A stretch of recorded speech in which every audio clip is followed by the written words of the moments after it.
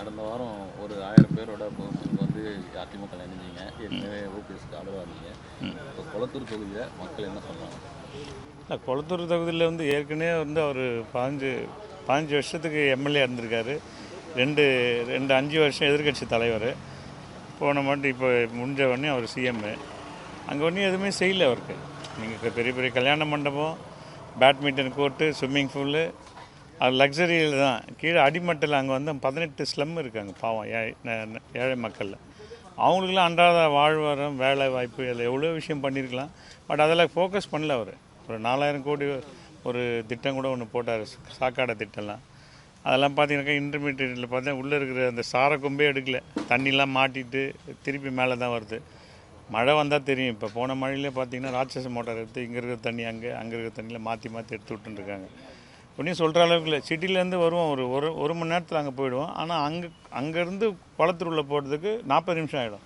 Road அந்த மாதிரி இருக்குது. சிஎம் இருந்த தொகுதி, பட் அது சொல்லிக்கிற அளவுக்கு இல்லை. எல்லோரும் இந்த வாட்டி வெயிட் பண்ணுறாங்க. கரண்ட்டு பில்லேருந்து நிறைய எல்லாத்தையும் அவங்க மக்கள் மேலே எல்லாத்தையும் சுமத்திட்டு அந்த சுமைக்கு அவங்க காசே வாங்கி அவங்களுக்கே நீங்கள் 5000 ரூபா கொடுக்குறீங்க. எவ்வளோ கிளவராக பண்ணுறாங்க பாருங்கள். அதனால் வந்து காலப்போக்கில் அவர் இந்த வாட்டி அங்கே நிற்காது இருந்தால் நல்லது. நின்னார்னா இந்த வாட்டி படுதோல்வி அடைவார். சார், அடிப்படை பிரச்சனைகள் நிறைய இருக்கிற மாதிரியும், இந்த நீங்கள் சொன்ன மாதிரி சாலை வசதிகள், கழிவுநீர் குழாய், இதெல்லாம் இந்த மாதிரி பிரச்சனைகள் இருக்குது. அவங்க கட்டிடங்கள்லேயே காரணம் இது செலுத்துறாங்க தவிர இந்த மாதிரி இதெல்லாம் எதுவும் பண்ணுறது. கட்டடத்தை கூட நீங்கள் முறையான நீங்கள் அரசு நிலமாக இருந்தால் பரவாயில்ல. அது அங்கே இருக்கிற மூதாதையர் இடத்தெல்லாம் நீங்கள் வந்து கோர்ட்டில் கேஸ் போயின்ட்டுருக்கு. அந்த கேஸு பொருட்படுத்தாமல் நீங்கள் வந்து நவீன அங்காடி அது இதுன்னு பஸ் ஸ்டாண்ட் இஷ்டத்தையும் கட்டின்னு இருக்கீங்க.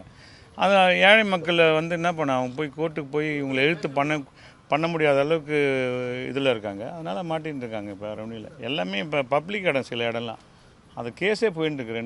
இந்த நவீன அங்காடின்னு குளத்தூரில் கட்டுறாங்க. நான் குளத்தூரில் இருக்கிறதுனால அதை சொல்கிறேன் நான் உங்களுக்கு. சார், அதிமுக தலைமை வாய்ப்பளிச்சா குளத்தூரில் போட்டிடுவீங்களா? முதல்வர் எதிர்த்து போட்டியிட தயாராக இருக்கீங்க? அதிமுக இல்லை, நம்ம அண்ணன் எடப்பாடியார் என்ன சொன்னாலும் சீட்டு கொடுத்தாலும் இப்போ நிற்கலனால நான் யார் தலைமை சொல்லுதோ அவங்களுக்கு இறங்கி நாங்கள் வேலை செய்ய முடியும். எல்லாம் அதில் முதல்ல இருந்தாக்குது. அண்ணன் எடப்பாடியார் இருக்கிறப்ப எனக்கு என்ன கவலை இருக்குது? யாராக இருந்தாலும் போட்டி போடுவோம் நாங்கள்.